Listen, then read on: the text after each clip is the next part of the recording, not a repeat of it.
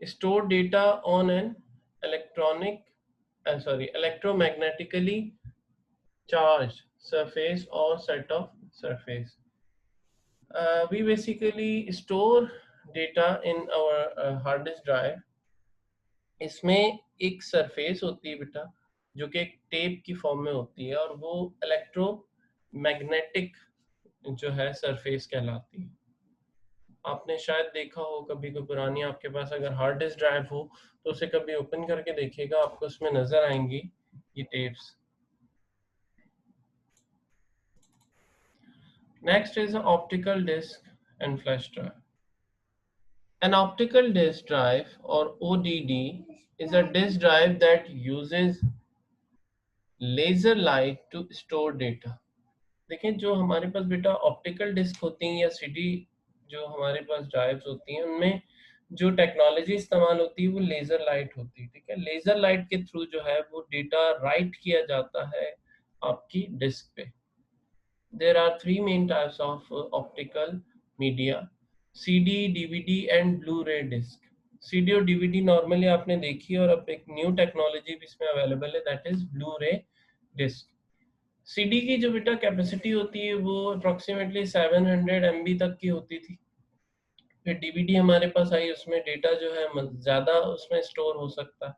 ठीक है, maximum 8.4 gigabytes की जो है वो हमारे पास डीवीडी अवेलेबल होती है, जिसे डीवीडी 9 भी कहते हैं। And after that we have a blu ray disc and it can store up to 25 GB.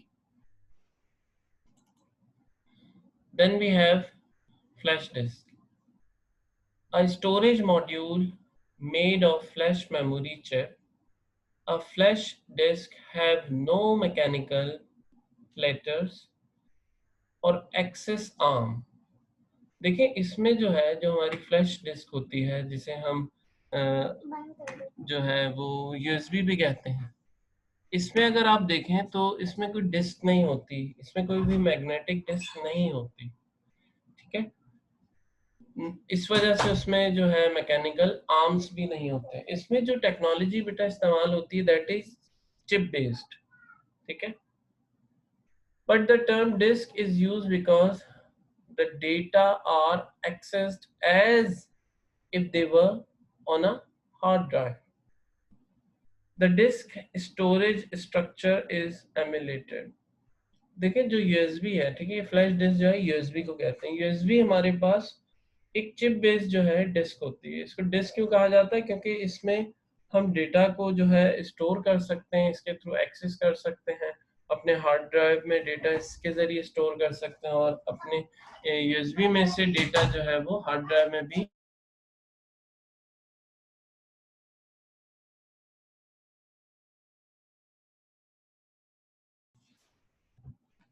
अच्छा, नेक्स्ट अब हम डिस्कस करते हैं टॉपिक। ये लो बेटा, ये भी ले जाओ।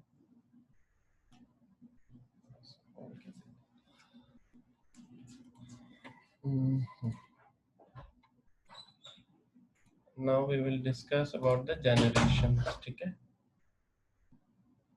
generations of computer. Do you have any idea about the generation, that what type of generations these are? Anyone? Chat में जल्दी से रिप्लाई करें।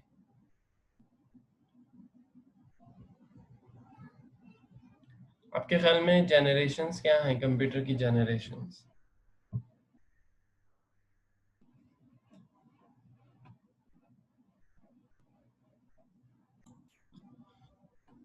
Okay, we will start about the generations now. Generation of computer science is divided into many distinct generations which are as follows. देखिए बेटा, असल में generation जो हैं वो कंप्यूटर, जिस तरह हम इंसानों की डिफरेंट जनरेशन्स गुजरी हैं, ठीक है, फॉर एग्जांपल हम एक जनरेशन है, हमारे फादर हमसे प्रीवियस जनरेशन है, और उनसे प्रीवियस जनरेशन जो है वो हमारे ग्रैंड पेरेंट्स हैं। ठीक है, तो ये तमाम क्या है, जनरेशन्स चल रही हैं। बिल्कुल इसी तरह कंप्यूटर की भी जनरेशन्स होती हैं। We have 5 different types of generations. First generation, second, third, fourth and fifth. और फर्स्ट जनरेशन के जो ईयर थे that was from 1940s to 1956, second was 1956 to 1963, third 1965 to 1971, then 71 to 81, and after that fifth generation was 1981 to onward। देखिए बेटा, जो ये different generations गुजरी हैं, ठीक है, इनमें से जो फिफ्थ जनरेशन है वो 81 से लेकर अभी तक चल रही है। और आज जो हमारे पास कंप्यूटर रखे हुए हैं, जैसे आपके डेस्क पे जो रखा हुआ है या मेरे पास जो है लैपटॉप, ये तमाम बेटा बिलोंग करते हैं फोर्थ जनरेशन से। ठीक है, कौन सी जनरेशन से? फोर्थ से। अच्छा, एक और चीज आप लोगों को क्लियर कर दूं कि अक्सर बच्चे कंप्यूटर वगैरह परचेज करते हैं तो वो ये कहते हैं कि सर हमारे पास जो है वो सेकंड जनरेशन का i5 है या i7 है, थर्ड जनरेशन का। तो बेटा वो जो है वो जनरेशन, ये वाली जनरेशन्स नहीं होती। वो जो जनरेशन्स आपको मिल रही होती हैं लैपटॉप में या कंप्यूटर में, वो उसके मॉडल्स की जनरेशन्स होती हैं। ठीक है, ये जनरेशन जो है ये समझ लें उसकी रूट जनरेशन्स होती हैं। तो इनके अकॉर्डिंग जो है कंप्यूटर में जो एवोल्यूशन आई है हम उसको डिस्कस करेंगे। मैंने ये फोर्थ जनरेशन हाईलाइट की है वजह कि इस वक्त जो हम कंप्यूटर इस्तेमाल करते हैं ये इस फोर्थ जनरेशन के हैं। ठीक है, अब उसमें मॉडल कोई भी हो, ठीक है, अभी जिस तरह नाइन जनरेशन के जो हैं वो आई 3, i5, i7 और i9 भी आ चुका है। ठीक है, और आई थिंक 10 जनरेशन के भी आ गए। तो वो जनरेशन मॉडल की जनरेशन होती हैं। ठीक है, वो ये वाली जनरेशन नहीं होती। Okay, so first generation that was from 1940s to 1956, we will discuss it furthermore। First generation computer will consist on thousands of vacuum tubes. Computer size was very large because of great number of tubes that was used in it। मैंने जब first class ली थी उसमें भी आप लोगों को थोड़ी सी history बताई थी और उसमें मैंने बताया था कि जो स्टार्टिंग के कंप्यूटर्स थे बेटा उसमें हम वैक्यूम ट्यूब्स यूज करते थे। मैंने आप लोगों को पिक्चर भी इसकी शो की थी। तो वो वैक्यूम ट्यूब्स जो थी वो इसमें बहुत ज़्यादा तादाद में इस्तेमाल हुई थी, तकरीबन 18,000 vacuum tubes were used, so that's why its size was very huge, right? The vacuum tubes require great amount of energy and they generated a lot of heat। बहुत ज़्यादा हीट जो है वो जनरेट करती थी। ठीक है, जिसकी वजह से उसमें बहुत से लॉसेस भी होते हैं। Most of the data were entered into computer through punch card। आज जिस तरह बेटा हम कीबोर्ड वगैरह यूज करते हैं तो उस वक्त जो है वो पंच कार्ड इस्तेमाल किए जाते थे। ठीक है, उस पंच कार्ड के जरिए डेटा को जो है वो स्टोर किया जाता था आपके कंप्यूटर में। मैं पंच कार्ड आप लोगों को शो करता हूँ।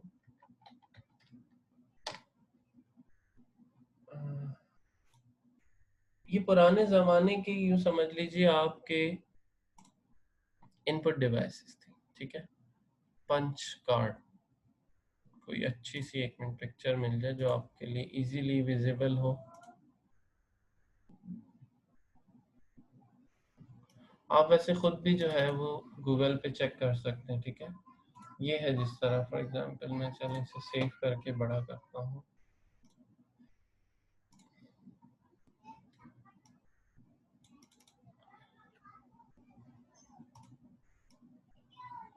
बेटा पंच कार्ड जो है कुछ इस तरह से होती थी। ठीक है, इसमें तो 1 2 3 4 5 6 लिखा हुआ है। बहरहाल ये इस तरह के जो होल्स हैं इनके जरिए जो है कंप्यूटर अपना डेटा लेता था कि आप एक्चुअली इसको देना क्या चाह रहे हैं। ठीक है, तो ये सिनेरियो था उस दौर में। Okay, UNIVAC was the first computer of this generation developed in US in 1951। Remaining are ENIAC, EDVAC, IBM 709। ये पहले कंप्यूटर थे, याद रखिएगा। यूनिवैक आपसे कभी भी क्वेश्चन पूछा जाए कि पहला इलेक्ट्रॉनिक कंप्यूटर कौन सा था, तो वो यूनिवेक था, ठीक है। लेकिन पहला मैकेनिकल इलेक्ट्रॉनिक कंप्यूटर कौन सा था, वो सॉरी मार्क वन था, ठीक है। उसमें मैकेनिकल टेक्नोलॉजी भी अवेलेबल थी और इलेक्ट्रॉनिक भी थी, दोनों थी, उनका कॉम्बो था। लेकिन जो यूनिवेक है ये प्योरली प्योरली सिर्फ और सिर्फ आपके इलेक्ट्रॉनिक्स पे डिपेंड करता था, ठीक है।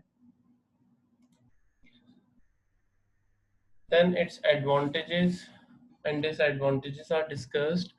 Vacuum tubes were used as electronic component. They were declaring as the first electronic digital computers. The generation computer were the fastest calculating device of that time.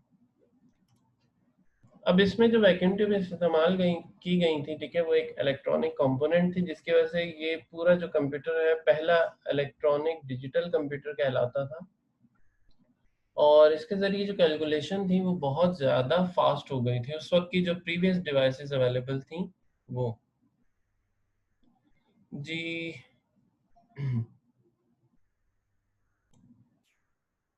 Okay, then disadvantages. Computers are too much heavy in size. They required air conditioning. First generation computer produced large amount of heat due to vacuum tubes.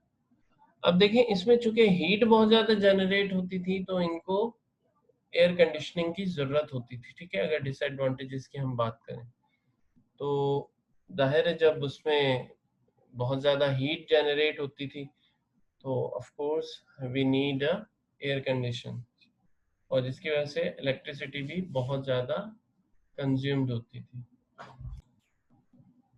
Then we have a second generation 1956 to 1963. And one more thing I want to mention here that you will see here that I have mentioned these here, like 1956 to 1963. लेकिन आपको बेटा different books में जो है ना इसके air different मिलेंगे, may be possible आप एक बुक उठाएंगे उसमें मतलब थोड़े बहुत वेरी कर रहे होते हैं, लाइक 1954 टू 1960s मिल सकता है, लाइक, ठीक है। तो इसकी जो जनरेशन के एयर्स हैं वो आपको वेरी करते हुए नजर आएंगे। In the second generation computer, the transistor technology was implemented. देखिए फर्स्ट जनरेशन में हमारे पास क्या थी, वैक्यूम ट्यूब्स, और सेकंड में हमारे पास क्या आ गई थी, ट्रांसिस्टर्स, ठीक है। मैं हाईलाइट कर देता हूँ। सेकंड में हमारे पास ट्रांसिस्टर्स आ गए थे और फर्स्ट में हमारे पास थे vacuum tubes. Transistors are electronic devices that are built in 1946 and used in different digital electronic component. Usually it consists of small layers of silicon or germanium. देखिए जो ट्रांजिस्टर थे बेटा ये 1946 में बनाए गए थे और डिफरेंट जो है ना डिजिटल कंपोनेंट्स के तौर पे, इलेक्ट्रॉनिक कंपोनेंट्स के तौर पे इस्तेमाल किए जाते थे उस वक्त। और इनको जो है यूं समझ लीजिए ये सिलिकॉन एक मटेरियल होता है, उसकी स्मॉल लेयर्स के जरिए जो है ना ये बनाए गए थे। मैं आपको इसको शो करता हूँ ये किस तरह के होते थे, आपने देखे होंगे, ठीक है। लुक इट है, ये जो है बेटा हमारे पास डिफरेंट जो है ना ट्रांजिस्टर्स हैं, आज भी इस्तेमाल होते हैं ये, ठीक है। लेकिन उस वक्त खैर बहुत बड़े साइज के हुआ करते थे, ये तमाम आपने देखे हुए होंगे, ठीक है। तो these are the transistors. Transistor was faster, less expensive, smaller and emitted less heat than vacuum tubes.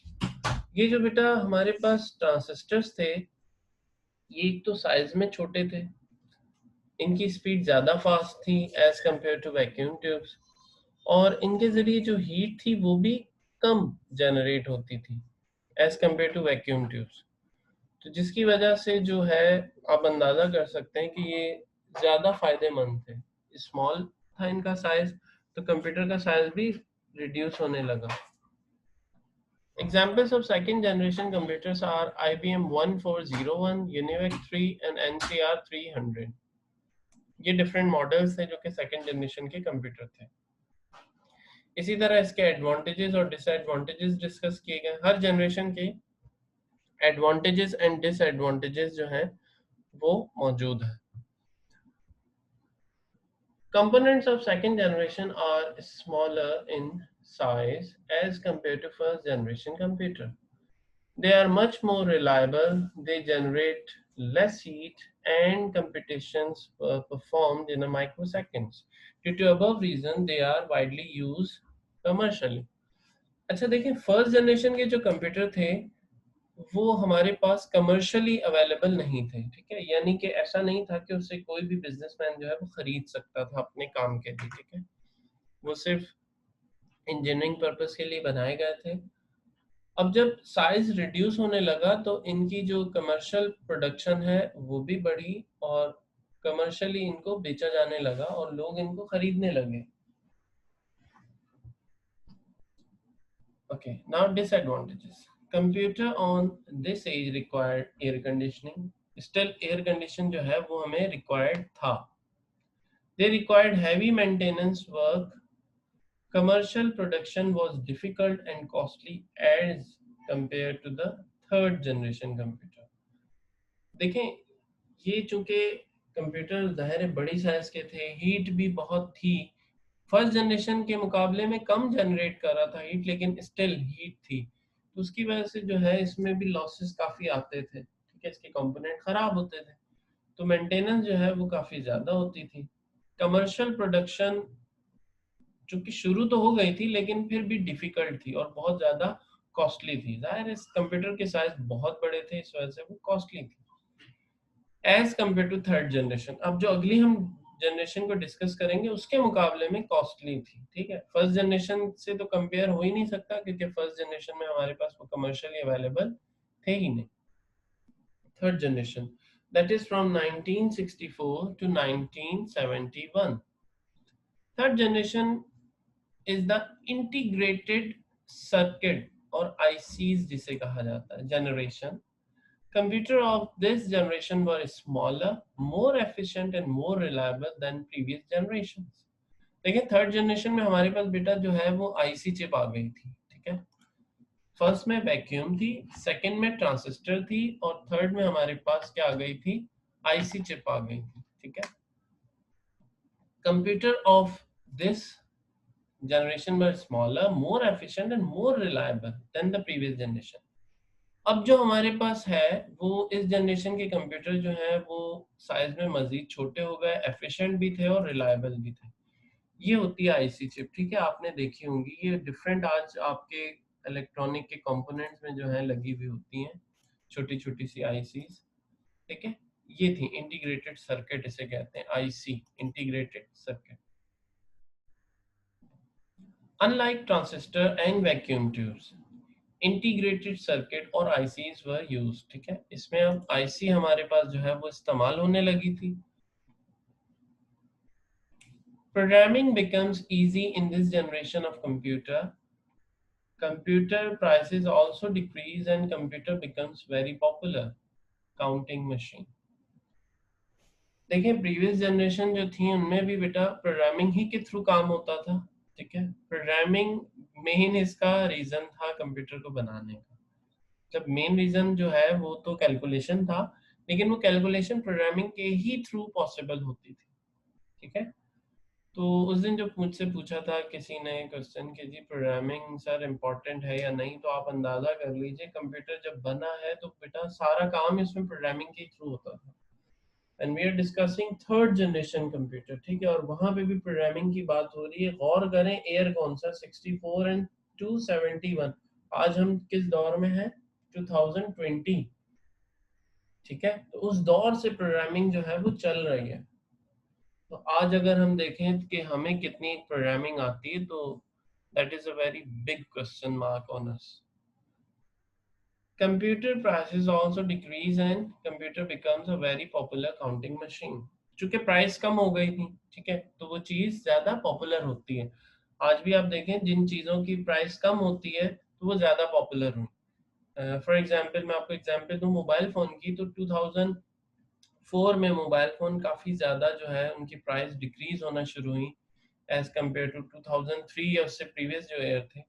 तो उससे हुआ क्या कि मोबाइल जो है वो ज़्यादा पॉपुलर होने लग गया, और उसकी वजह से वो क्या है कि एक आम जो कंज्यूमर था उसके भी पहुंच में आ गया, जिसकी वजह से वो बहुत ज़्यादा पॉपुलर हुआ और लोग उसे खरीदने लगे।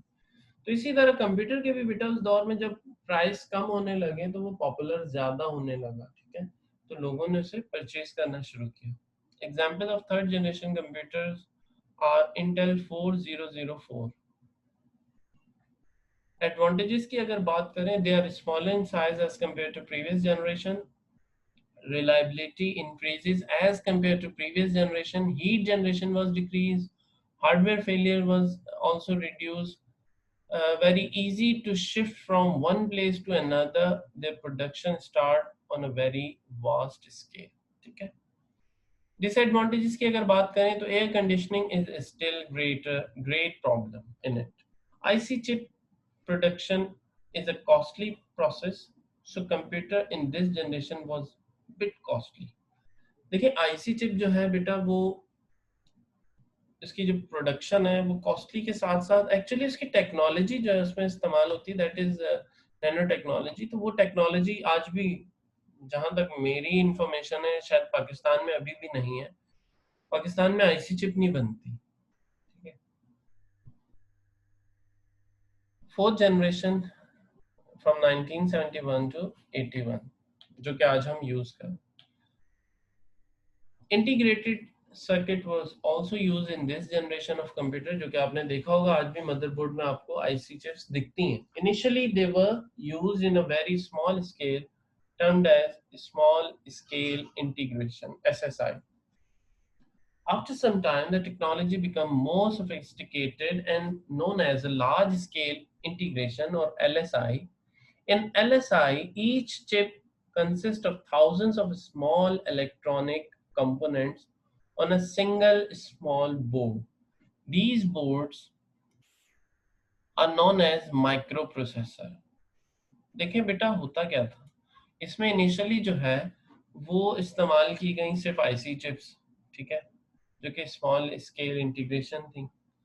बाद में फिर लार्ज स्केल इंटीग्रेशन की गई। इससे मुराद क्या है कि बहुत सी जो चिप्स हैं, ठीक है, बहुत से इलेक्ट्रॉनिक कंपोनेंट्स हैं, थाउजेंड्स ऑफ इलेक्ट्रॉनिक कंपोनेंट, उनको एक छोटे से बोर्ड पे जो है कन्वर्ट कर देना, ठीक है, इसको कहते हैं एलएसआई, लार्ज स्केल इंटीग्रेशन। तो माइक्रो प्रोसेसर में हमारे पास बेटा यही होता है। माइक्रो प्रोसेसर जो है इसको आप कंसीडर कर लें, आज का जो छोटा सा एक माइक्रो प्रोसेसर होता है, ठीक है, वो बिल्कुल इक्वल है आपके उस वक्त 18,000 जो आपके क्या कहते हैं वैक्यूम ट्यूब्स थी उनके बराबर, ठीक है।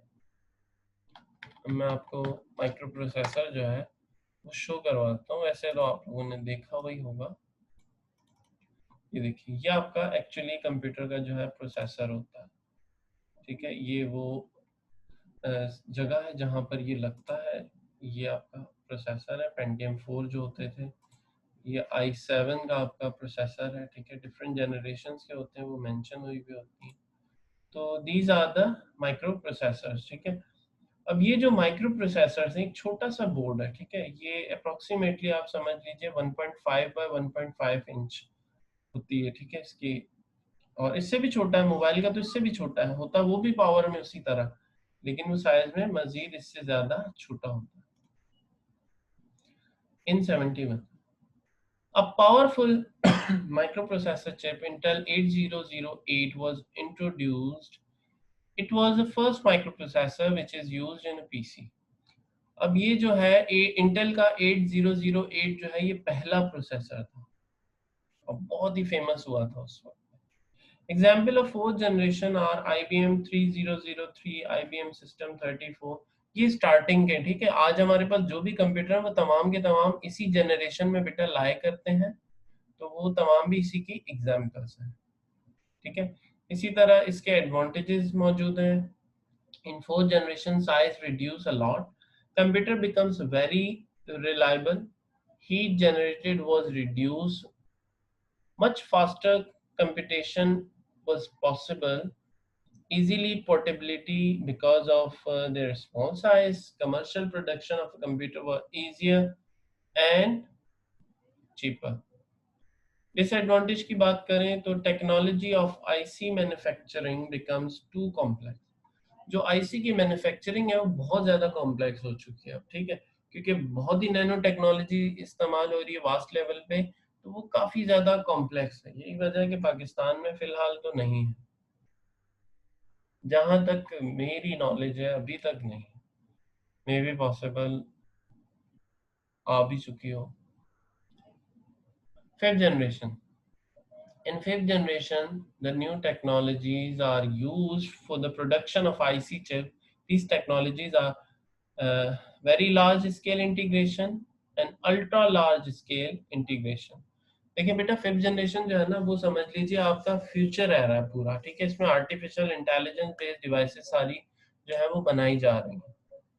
इनकी कुछ कुछ फीचर्स जो है वो अब हमें मिलना शुरू हो चुके हैं हमारी डिफरेंट डिवाइसेस में। जैसे कि आपके सेल फोन में बहुत से एआई बेस्ड जो है फीचर्स हमें मिल रहे होते हैं। In fifth generation computer becomes much faster as well as smallest as compared to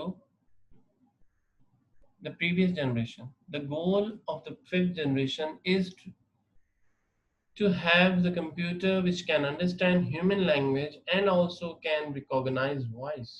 Artificial intelligence AI is a basic field of interest in fifth generation. देखिए, जो भी मैंने आप लोगों को बात बताई कि इसमें आर्टिफिशियल जो है इंटेलिजेंस उसी पर तमाम चीज़ें डिपेंड कर रही होंगी, ठीक है। वो आपकी आवाज़ को भी पहचानेगा, वो आपकी बात को भी पहचानेगा कि आप क्या कह रहे हैं, उसके अकॉर्डिंग जो है आपकी जो कमांड्स हैं वो प्रोसेस होती हैं। और ये चीज़ आप देख सकते हैं आपके पास मोबाइल में भी जो है गूगल असिस्टेंस मौजूद है, ठीक है। इसी तरह आईफोन में सिरी मौजूद है आपके पास। In the generation In this generation, computer size and weight reduce and it becomes more and more popular among the computer users like laptop or portable computers. The new versions of laptop are introduced named as a notebook, while the smallest laptop are termed as a palm top. आपने देखा होगा अब जो आपके पास laptop आ रहे हैं उनको notebook भी कहा जाता है। वो लाइट वेट होती हैं, छोटी होती हैं साइज में, ठीक है। इसके अलावा पाम टॉप भी आते हैं, जिस लाइक आपके जैसे टैबलेट वगैरह है, ठीक है। पाम टॉप और मजीद छोटा होता है। एडवांटेजेस की अगर बात करें, this is the best generation according to the computer size and speed. Long wait processors were built.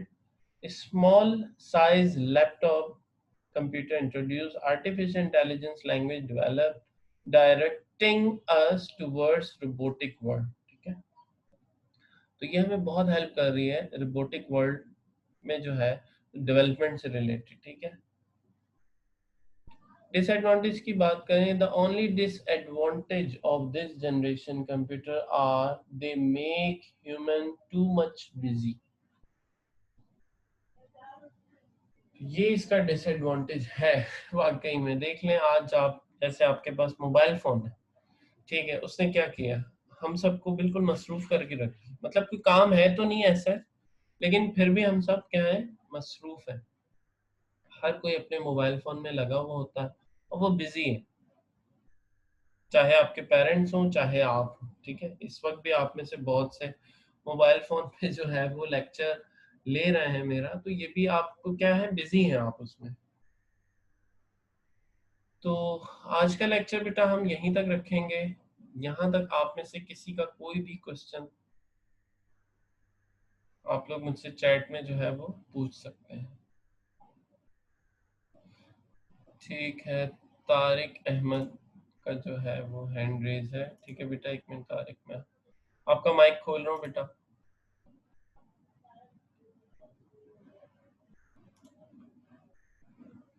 Tariq अपना माइक ऑन कीजिए आप।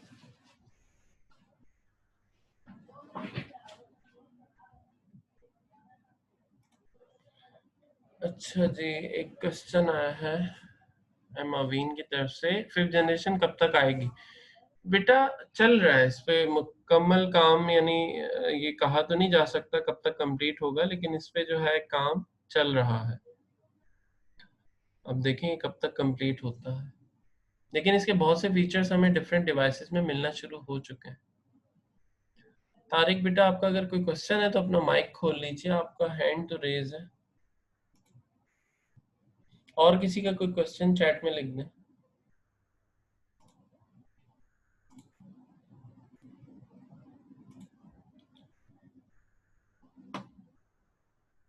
ठीक है, ठीक है बेटा, फिर इस लेक्चर को हम यही वाइंड अप करते हैं। If you have any query then you can ask me from the chat box, and as well as जब मैं इसे गूगल क्लासरूम में आपके अपलोड कर दूंगा तो वहाँ पे भी कमेंट के सेक्शन में आप पूछ सकते हैं, ठीक है। और ठीक है, फिर इंशाल्लाह नेक्स्ट क्लास में कंटिन्यू करेंगे। टिल देन, अल्लाह हाफिज़।